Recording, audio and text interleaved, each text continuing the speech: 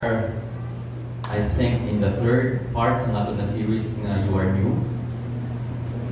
And I hope that you are learning, and we all are learning sa atong nabago nga series. And I'm not sure if this series will last 2 to 3 months, but I actually love this series because we are learning and we are discovering our identity sa kay Jesus Christ. If any man be in Christ, he is a new creation. The old is gone and the new has come. And we've learned so far that we are righteous in Christ. We are not righteous because of our obedience, but because of the obedience of one man. And ang pinakakontratanan sang Ginoo is self-righteousness. And if you don't get this, we will build our own identity before God, and our church will become a breeding place of self-righteous people. In fact, the number one cause sang church division and church conflicts are what? Self-righteous people, religious people that crept in sa sulod sang simbahan. So if we don't know who we are, actually our church will breed religious people but less Christ-like. Being religious and being Christ-like are two different things. Ang maturity naton as a Christian is not based on our performance or attendance or activity diri sa simbahan. Our maturity is measured by being Christ-like. Christianity, not churchanity. Amen. So we are here to learn more and discover more sa aton identity. And subong, please listen carefully. It's because this will change our mindset. Growing up, I have this same mentality that I am a servant of God. But we will learn today that we are not actually servants of God. We are sons and daughters of God. And God does not look at us and treat us as servants. God deals with us as His beloved children. And sa punta nga part, hambalon ko lang daan, para hindi nyo ko misinterpret. Sa punta nga part, hambalon ko, that we are also servants of God. Okay?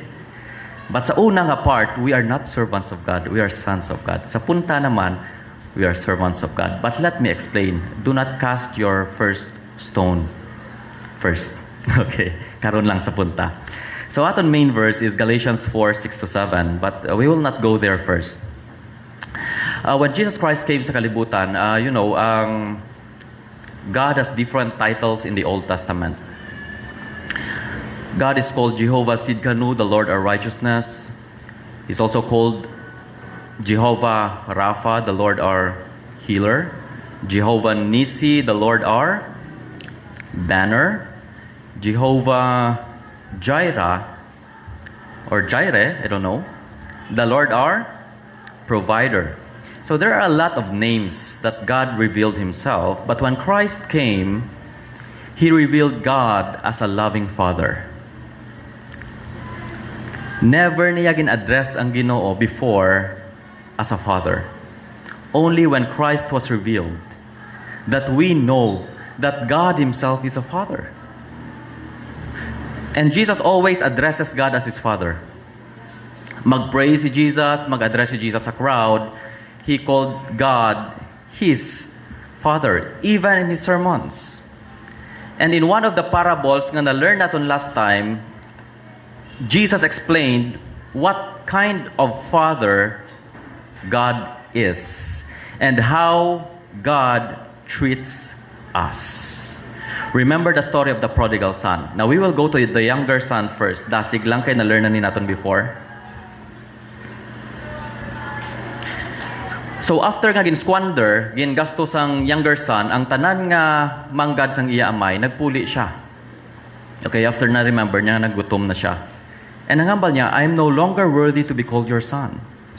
Make me like one of your hired servants. So you see the comparison diri, that we have sons and we also have servants. A son is different than a servant. Now, pagpuli sang ini nga younger son, he said, Tay, I want to be a hired servant because I'm not worthy to be called your son. But very interesting. Amo nang gusto sang younger son. So he got up and went to his father, but while he was still a long way off, his father saw him and was filled with compassion. He ran to his son, threw his arms around him, and kissed him. Now, ari nakita naton nga while higgo ang bata, while dirty ang bata, kag baho sang pigrulak, kag bimeg, gin dalagan sang amay, gin hug, kag gin kiss. Now, gin prepare sang ini nga bata ang iya speech, no? The son said to him, Father, I have sinned against heaven and against you. I am no longer worthy to be called your son.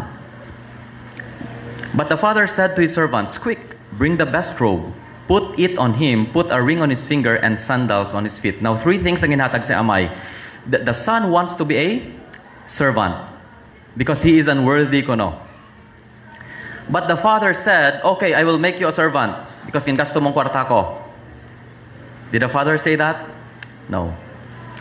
The father said to his servant, see that? A different group of people. To his servants, bring the best robe, ring, and then sandals. These three things are only for sons and not servants. Ang mga servants doesn't have the best robe, doesn't have a ring, and doesn't have a sandal. The father said to that unworthy son, Unworthy ka man o kun indi, you are my son, you are not my servant. Amen. Sometimes we forget it. See that? Now, how about sa older brother? Now, aring older brother is a total opposite of the younger one. Ang older brother naman, mahambal naton kung ang younger is unworthy, ang older brother is the opposite. He is what? He is worthy.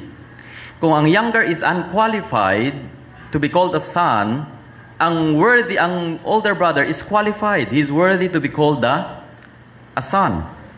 Now, ari, meanwhile, while the older son was in the field, nga dito siya sa field.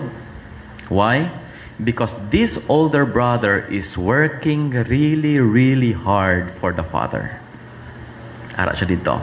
When he came near the house, he heard music and dancing. So probably hapon na ini siya. So he called one of the servants and asked him what was going on. Your brother has come, he replied, and your father has killed the fattened calf because he has him back safe and sound. The older brother became angry and refused to go in. Now, what do you think is the reason nga naakigid ang older brother? What do you think is the reason? So his father went out and pleaded with him. Grabe nga amay. Ang amay, ang permi ang nagasugata pakadto sa bata. Both sa younger and both sa younger and sa older brother. Ang amay ang nagpalapit sa ila. That is the picture of our God. Now, so his father went out and pleaded with him. Ang tatay pa nagpakigluoy. But he answered his father, Look, all these years I have been slaving. Notice the word, slaving for you and never disobeyed your orders. So what is the mindset sang ining older brother? The younger one wants to be a servant. This older brother, although he is a son, he is acting like a servant. You see the mindset. He thinks nga ang treatment sang iya amay is based on his performance. It is based on his obedience. It is based on his service. Feeling niya mas deserving siya compared sa younger son because he obeyed God. He obeyed his father, I mean. He served his father. Abi niya qualified siya.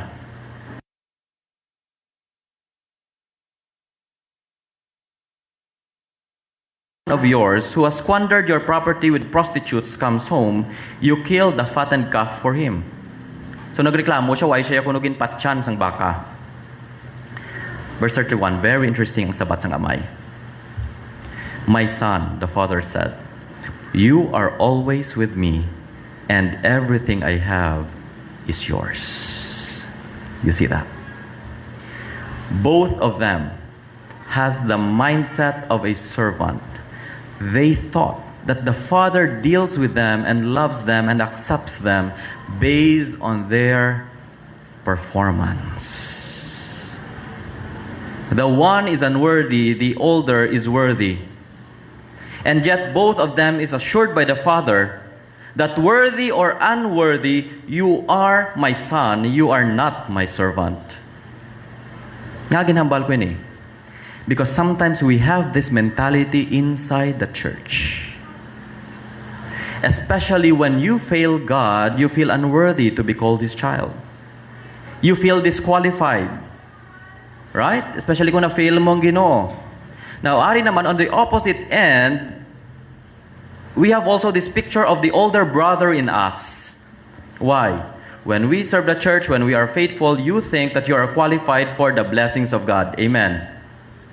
Amon akong mindset growing up. Na kung nakahatag ka damo, then you expect God's blessings. You are confident sa pagpalapit sa Ginoo because you performed well. We are trying to earn God's blessings, not knowing that we are not servants, we are sons and daughters of God. We have forgotten who we are. You are new. You are no longer a servant. You are a son. Everything that the Father has is already.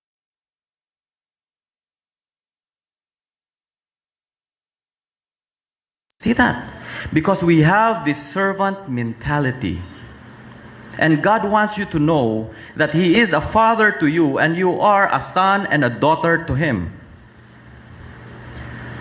Because the son is always greater than the servant. There are a lot of groups, no? Actually, nakawali kasi it's a group and they call themselves doulos. Doulos means servants of God. And we are not against it. We are all servants of God. Now, I'll explain that more later. But sometimes we forget that first and foremost, we are children of God. Because the son is greater than a servant. Hebrews 3:3, Jesus has been found worthy of greater honor than Moses. Now, Jesus is a son, Moses is a servant. Just as the builder of a house has a greater honor than the house itself. One time, I preached sa isa ka church, and after wali, sa isa ka lamisa, ginbinla nila ko sang space dirigid sa pinakatubang. And then pag abot ko, nakibot ko nga tanan ng mga deacon sa dira sa kilid. And then may space diri sa tunga nga nabilin sa tubang gid sa side. And ang hambal nila, hambal ko sa ila kung hindi lang ko dira kay nahuya ko, kay dikit ko kasaho actually nga dira sa seat nga na. Hambal nila hindi kung nabalan mo ikaw ya man of God, servant of God ka. Di da ka gid. Ang hambal ko sa ila kung ko honestly bala, ako servant of God, kamo children of God. Who do you think is more important? Who do you think is greater? Nakapanumdum sila. Ay, tuod, no? Pero ginpungkuan ko gyapon. Kay kalaway man, ginpreparar nila. You see that? Sometimes we settle in lesser identity. Amen. We are all children of God. The son is always greater than the servant. Now, this right to be called a child of God, as sons and daughters of God, did not come for free. Wala lang siya nga ginhatag lang sang Ginoo directly sa aton. No. It was purchased by the Son of God Himself. This right. Di ininigin bakal ni Jesus. May presyo ni siya. May balor ni siya nga right. Kay hindi basta-basta maging anak sang Ginoo. Hindi basta-basta. Philippians 2:6. Ang hambal dira. Who being in very nature God did not consider equality with God something to be used to His own advantage. Rather, Jesus made Himself nothing by taking the very nature of a what? Of a servant. You see that? Being made in human likeness. On the cross, Christ became a servant. He is the Son of God, but He became a servant. In fact, sang ginbakal si Jesus, pila ang presyo niya? 30 pieces of silver. And according sa Zechariah 11:13 and Exodus 21:32, nga ang price kali isang 30 pieces of silver is the price of a slave. No insignificant details sa Bible nga wala sang meaning. Christ became a servant on the cross so that we will become sons of God. Amen. And what as a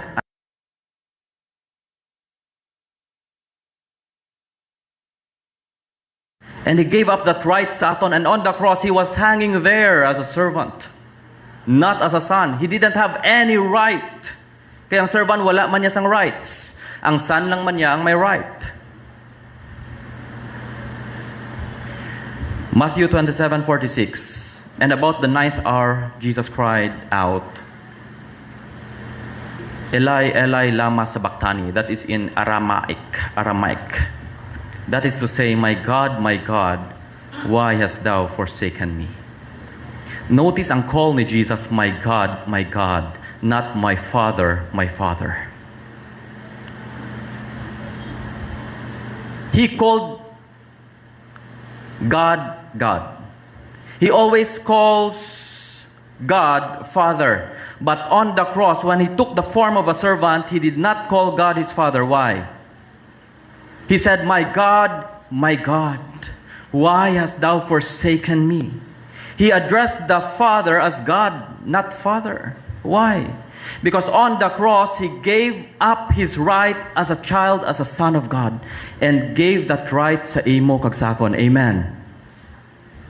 He was forsaken by the Father. He was rejected. Although the Father is always pleased with him. Here is my beloved Son in whom I am well pleased. He is always loved. He is always accepted. But on the cross, he took the form of a servant for us. He was rejected. We were accepted. He was hated by the Father. The wrath of God fell on him so that the Father could accept us. Jesus Christ cried, my God, why hast thou forsaken me? So that we can cry, my Father, why hast thou so loved me? He was hated for us, and he gave up his right for us. I don't know if you appreciate what Christ did on the cross for us. And after his suffering, before he died, he cried. Very interesting. Very interesting. Why? After he has suffered, look at this. Jesus called out with a loud voice to his Father, Father, into your hands I commit my spirit. Notice this. From my God, after niya nag-sacrifice for our sins, before he died, nag-shift balik ang address niya sa Amay. Tawag niya sa Amay again, my Father. Because the work is finished. He gave up his right as the Son of God so that he could give this right to you and to me. It's all about the sacrifice of our dear Jesus Christ. When he had said this, he breathed his last and then he died.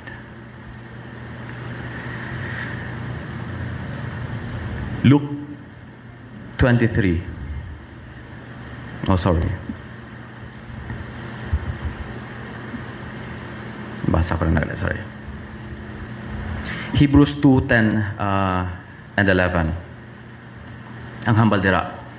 In bringing many sons and daughters to glory, it was fitting that God, for whom and through whom everything exists, should make the pioneer of their salvation perfect through what Christ has suffered. See that? God called us what? Sons and daughters because Christ suffered for us. He purchased our right as a child of God.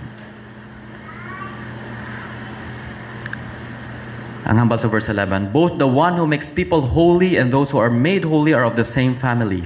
So Jesus is not ashamed to call them brothers and sisters. Kanami, no? God is our Father and Jesus is our brother.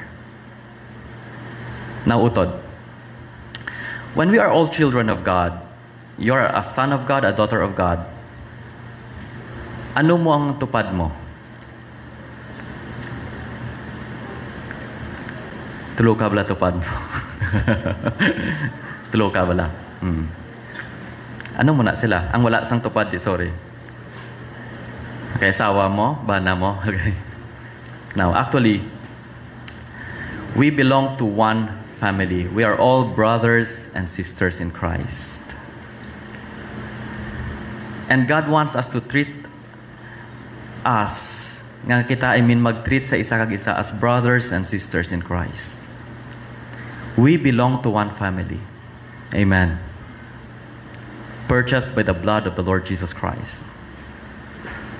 Wala na uya si Jesus ko, no? So Jesus is not ashamed to call them brothers and sisters. Kanami kay Kristo. Wow. He was the one who suffered. And He was the one who is very proud sa paghambal, that is my brother and that is my sister. We belong to one family. We are family.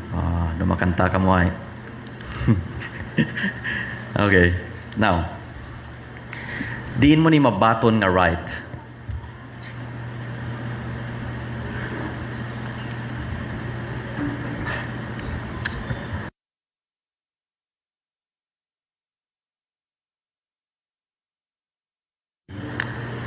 The spiritual implications ng word nga, He gave the right.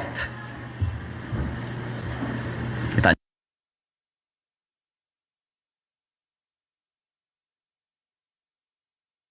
believed in His name, He, Jesus, sino nagkatagon ng right? It was Him, it was Christ. He purchased it and He gave that right sa aton to become children of God. Now, have you received Christ as your Savior and Lord? Are you really sure that you are a child of God?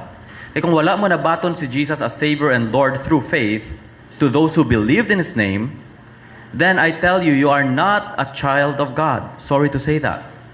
There is only one way to become a child of God, a son of God, and a daughter of God. And that is to receive the Lord Jesus Christ.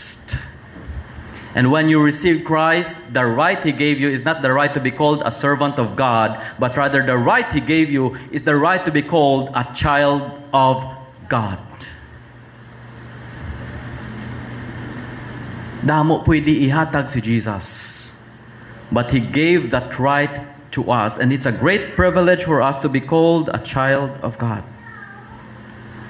Notice this, after He had suffered, nabanhaw si Jesus liwat, and look at this. Look at this verse. Jesus said, I think kay Mary yung nagihambal, do not hold on to me, for I have not yet ascended to the Father. Go instead to my brothers. Notice this.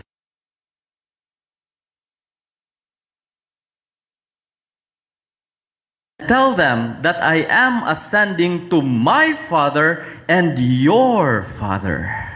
Wow. After His suffering, after giving up that right on the cross, and when He ascended, ano hambal niya? I am ascending to my Father and your Father, to my God and your God.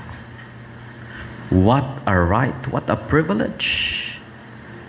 What a privilege.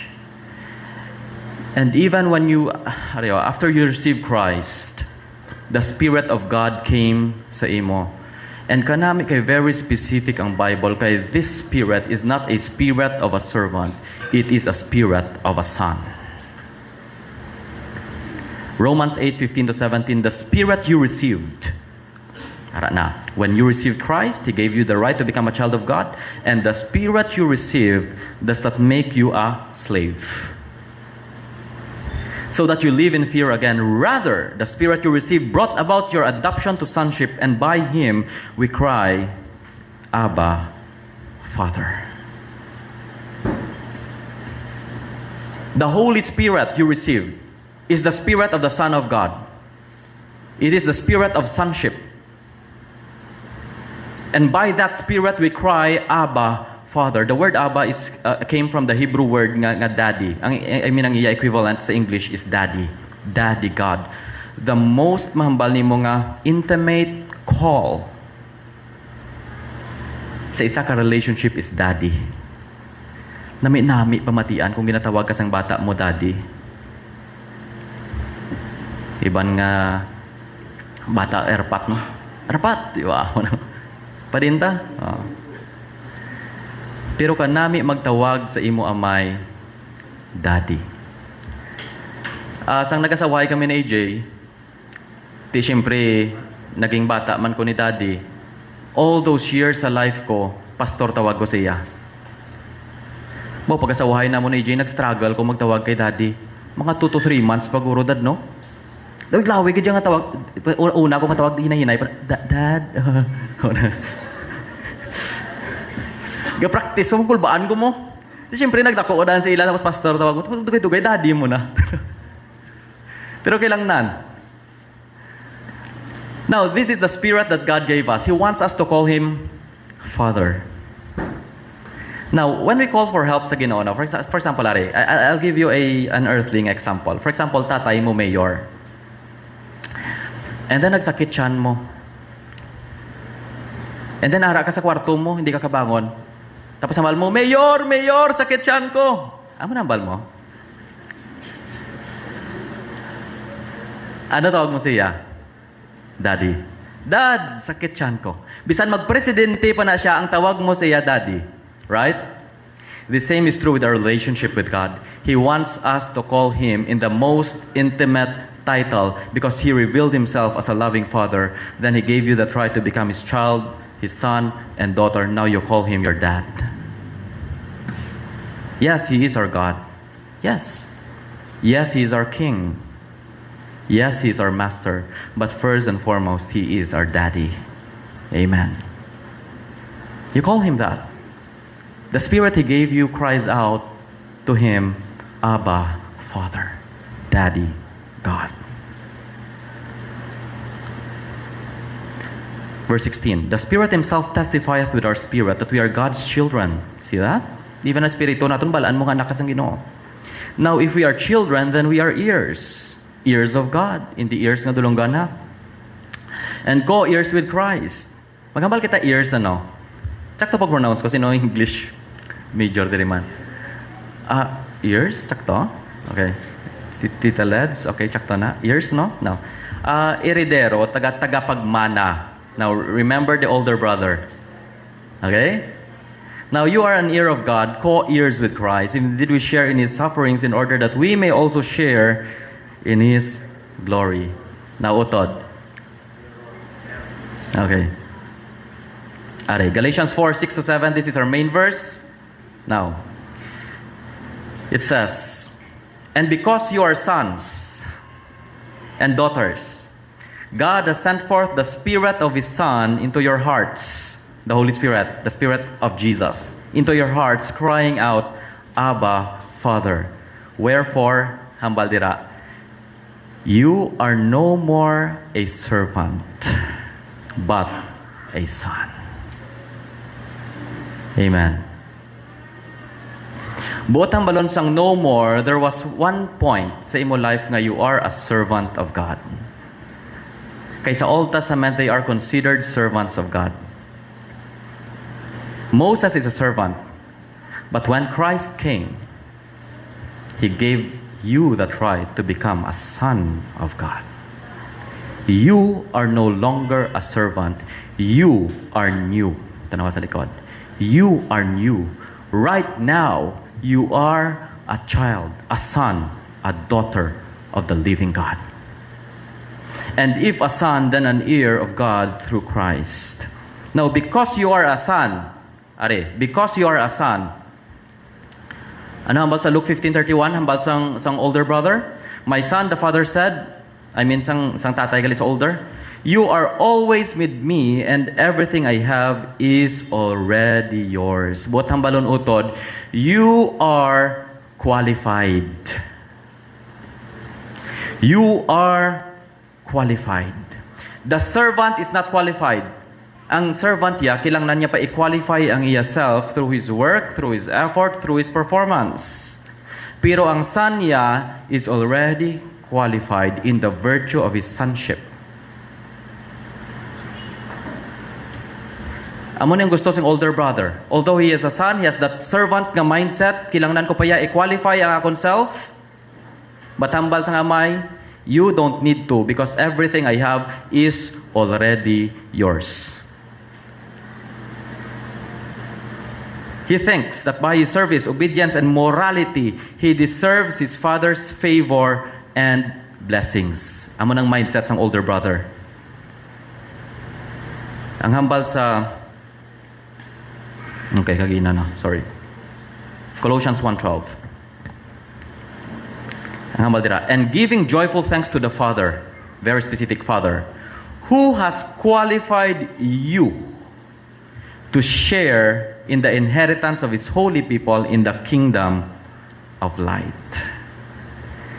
It is God who qualified us because of the sacrifice of Christ. We could never qualify ourselves before God. We think that we could. Kadamo sa mga Christians, they are trying to earn God's favor, trying to earn God's love, trying to earn God's acceptance. So mawaswas sila trabaho as if they are servants. At the end, kapoy sila. At the end, mambal sila, I am unworthy. Why? Because you think that you are a servant. Gina-qualify naton aton ko galingon. That's why kung makasala kita, Aryo, may mindset kita nga, ano lang, nakasala ko, hindi na ko pag-i-bless ang Ginoo. Ay, nakasala ko, hindi na ko magbalik sa Ginoo, hindi na ko magbalik simba. Hindi na ko worthy. Worthy ka man or unworthy, you are a son and you are qualified. Amen. Amo na ginambal sang tatay sa younger brother. The younger one, unqualified, unworthy, you are my son. The older one, qualified, worthy, you are my son. You're not a servant. Stop thinking like a servant. 2 Corinthians 1:20, very good verse. For no matter how many promises God has made, they are yes in Christ. Mamangkot kita sa Ginoo, Lord, am I qualified for blessings? And then katulog ko sa imo self, kag sa imo performance. Matang hambal sang Bible ko, kag mo manahambal sang Bible nyo. Bisa ano kadamo sang promesa sang Ginoo, they are all yes in Christ. Sabat sang Ginoo, are you qualified? Sabat sang Ginoo, yes. I am qualified because I am in Christ. No longer a servant, now a daughter, a son, heir, co-heirs of Christ, and heirs of God. I don't have to earn God's promises. I am His child. Now you are accepted and loved to the praise of the glory of His grace by which He made us accepted in the Beloved. The problem with us Christians is this. We think ang aton acceptance is based on our performance. Again, servant mindset. Servant mindset. We are accepted because we are in Christ. Ephesians 1:6. To the praise of the glory of His grace by which He made us accepted in the Beloved. 1 John 3:1-2, see what great love the Father has lavished on us. Kanami nung ang word nga lavished, anong Ilonggos ang lavished? Ha? Da na nilagin kwa balang word nga labis kitang minahal. Amo na? Hindi, sala. Okay, hindi. Erase. Okay, see what great love the Father has lavished on us. Ang mga bakita lavish, extravagant. Sobra-sobra nga pagpalangga ang nabalang ikaw nang ginkuhaan sang kwarta para sa anak patay ka na. Nagpuli pa siyang higko, wala siya kwaon sa imo, and yet langga mo gyapon ng bata. Now that's lavish. That's prodigal, extravagant. The title supposed to be sang ina nga parable should not be the prodigal son but rather the prodigal father. Ang malira that we should be called children of God. We are loved not because we are servants, not because you serve God, not because you tithe, you give your offering. No, you are loved because you are His child. You are loved and accepted. Don't work for your acceptance. Amen. Don't work for it. Remember the sacrifice of Jesus Christ for you. He earned that right for you. Lord, I'm accepted because you were forsaken. I'm accepted because you were condemned. May isa ka song na nagahambal sila. I think nakanta na ni Mike before. It is a church. Now you are blessed. Not only accepted God, not only that you are loved, not only that you are qualified because you are a son, you are also blessed. Ephesians 1:3 ang hambal dira. Praise be to the God and Father. Ara na may word naman nga Father of our Lord Jesus Christ, who has blessed us in the heavenly realms with all or with every spiritual blessings in Christ. Notice the word blessed, past tense. You don't work for your blessings. You are already blessed in Christ. You simply receive them. The just shall live by faith, not by works. Ang hambal ni Apostle Paul, if it is by grace, then it is no longer by works. Ang problema sa aton, we try to earn God's blessing. So therefore, hambal ni Apostle Paul, you are not acting in grace. You're working for it. But hambal ni Paul, the just shall live by faith, because the work on the cross, hambal ni Jesus, it is finished. That is why past tense. Qualified, past tense. Accepted, past tense. Loved, past tense. And then blessed, past tense. It's all because of what Christ did for us. Notice this, Romans 8:32. He who did not spare his own son, but delivered him up for us all, how shall he not with him, and he is God, not with him or along with Christ, also freely give us how many things? All things. You see that? Freely or my price? Freely. Nga, sino nagbakal? Si Jesus. Wow. That's why ang glory ka balik kay Jesus. All the things that you have received from God, it came free sa imo. Why? Because Jesus purchased it by His blood. And all the things that we will receive, ang hambal dira, it is along with Christ, not along with your obedience. Amen. The reason why a lot of Christians are tired, because they're trying to work for their blessings. God freely gave them along with Christ, not along with you. Now, ari paget, very interesting verse, Hebrews 12:7.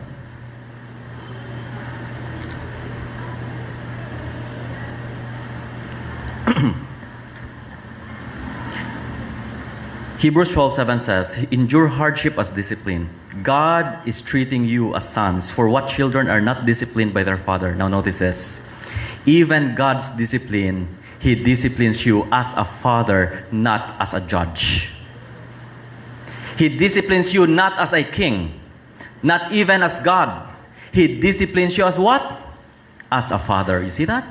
Because when you have the right picture of God, if you know who you are and you know your God is, now you will understand that discipline is not condemnation, but rather correction. Yang disiplina galit sa aton sang Ginoo is not out of hate and judgment, because He is not a judge sa imo. When He disciplines you, He is a father. Now you will understand that whom the Lord loves, He disciplines. It is out of love, not out of wrath. It will change your perspective of God. It's correction, not condemnation. And in fact, ang hambal sa Hebrews 12, it is a word of encouragement. Sometimes ginagamit ang disiplina sa Ginoo pamahog sa tao. Sige, hagit abala kay utdan ka gitiel, maksidente ka sa motor, utod gitiel mo, awas gid utok mo. But it's a word of encouragement ang hambal sa akong Bible. Basahan niyo man kaya mo man aguro sulat sa Bible niyo. See that? Now we will have another sermon for that, God's discipline, understanding God's discipline in light sa imo sonship. Now, kita nyo, even ang disiplina sa Ginoo, He disciplines you, He lovingly disciplines you as a father. And love is patient. During sa discipline mo, hindi na niya palagpat nga ng balawad-an ng Ginoo sa imo sang pasensya and then he unleashed his wrath sa imo, patay ka. No. Ang hambal sa Bible, he disciplines you out of love and love is patient. Hindi nga nahimo ka pasyente. Tapos kaging disiplina. Now, you are provided. Why does God provide you? As a what? As a father. As a father. Matthew 7:8-11, for everyone who asks receives. The one who seeks finds, and the one who knocks the door will be opened. Which of you, if your son asks for a bread, will give him a stone? Or if he asks for a fish, will give him a snake? If you then, though you are evil or earthly, sa ibang nga translation, know how to give good gifts to your children, how much more will your Father in heaven give good gifts to those who ask Him? Notice the word ang ginamit ni Jesus, gifts, not rewards. Kaya ang provision sang Ginoo comes free. You simply receive them. Well, nakabalang Ginoo nga, nakabal si Jesus nga you ask if you're qualified. You ask if you're faithful. You ask if you serve well. No. Ang bali Jesus, just simply ask. And the Father will provide. And God will provide because He is your Father. Another verse, Matthew 6:26. Look at the birds of the air. They do not sow or reap or store away in barns, and yet your heavenly Father, notice very careful si Jesus, feeds them. Are you not much more valuable than they? Kung gapalamunggo ka sa needs ninyo, hindi nyo pagdumdumon ang numero sang Bombay. Dumdumon nyo that you are a child of God and you have a heavenly Father. That is how God provides for your need because He is a Father sa imo. That's why ang hambal ni Jesus, ikaw kamo being earthly Father, gani ka provide sa inyo anak, how much more is your Father in heaven? Hindi siya bala mag-provide sa inyo? That's the argument. And yet sometimes hindi kita confident magpalapit sa Ginoo, magpangayo sa Ginoo because you think na hindi ka qualified. You think that you did not do your best for God. Mahambal ka, I did my best but my best wasn't good enough. So here we are back when we were before. Since nothing really changes, so we're back from being strangers. As if na nagpalayo ng Ginoo. The Christian song siya, no, pero hindi. Because we have that mind. Wrong mindset. God will provide for you because you are His child.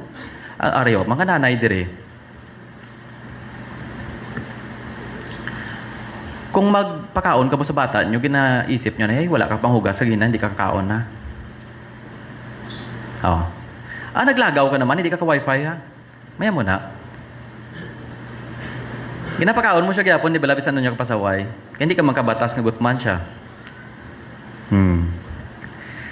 Now, Ari, you are also comforted because God is your Father.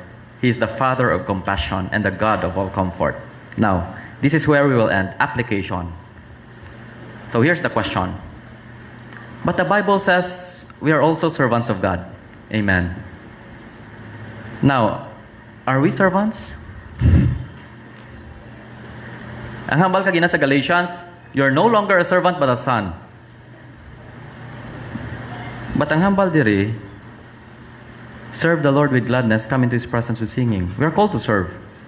Hambal ni Paul, a servant of Christ Jesus. Tawag niya siya self.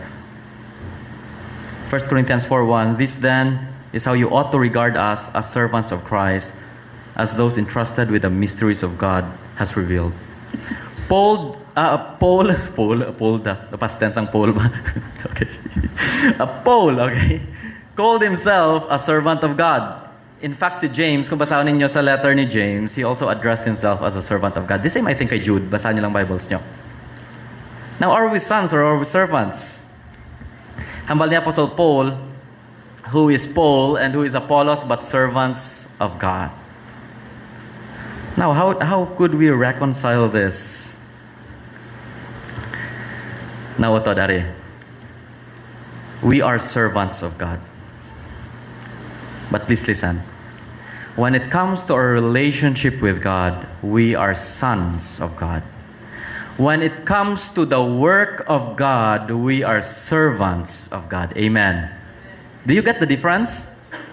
Okay, hindi ka mo ma-confuse ha? Kay base mahambalo kontra na yung scriptures now. When it comes to our relationship with God, the way we relate to God and the way He relates to us on the basis of sonship and fatherhood niya. Because we are sons of God. Now, when it comes to His work, kay kadamo-damo sang work sang Ginoo, we are all servants of God.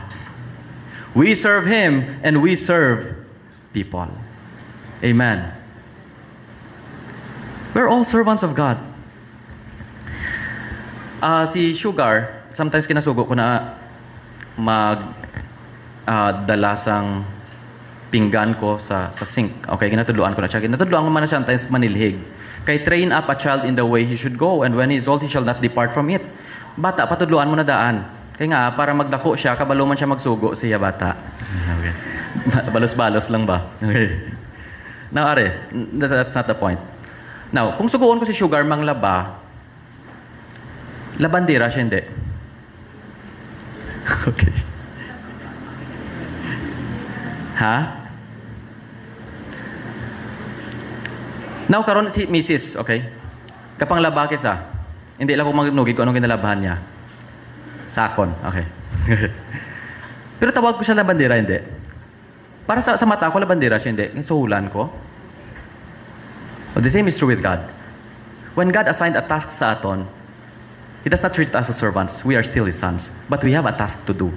Now, when it comes to our work, we are servants of God. But when it comes sa iya, sa aton relationship sa iya, we are His son, His daughter. Hindi ka mo ma-confuse, okay? Basta mahabala, sa gold lang, we are not servants of God. No. Wala ka lang kapamati. Okay. Kaya tanaw ka sa imo cellphone. Okay. Ariyo. Your value doesn't diminish based on the task God assigned sa imo. Amen. Your value before God does not diminish based on the task He assigned sa imo. Your worth is not based on your work. Amen. Do you agree? That our worth before God is not based on our work for Him. We're not actually only doing the works for God, we are doing the works of God.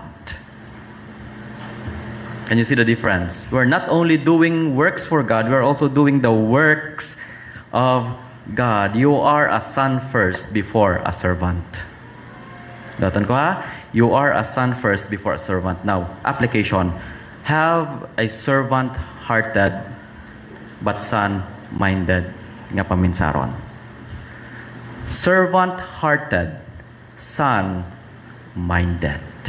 The way you relate to God, remember that you are a son.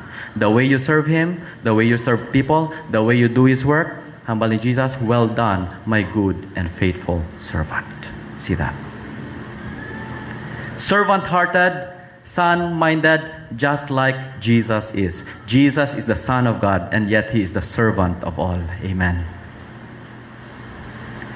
Hambal sa Mark 10:45, for even the Son of Man did not come to be served, but to serve.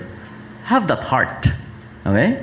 Mark 9:35, sitting down, Jesus called the 12 and said, anyone who wants to be first must be the very last and the servant of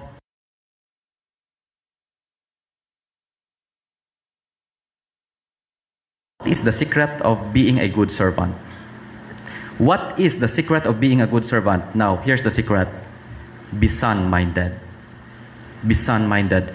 Be secured of your identity before God, because only a secure person can serve.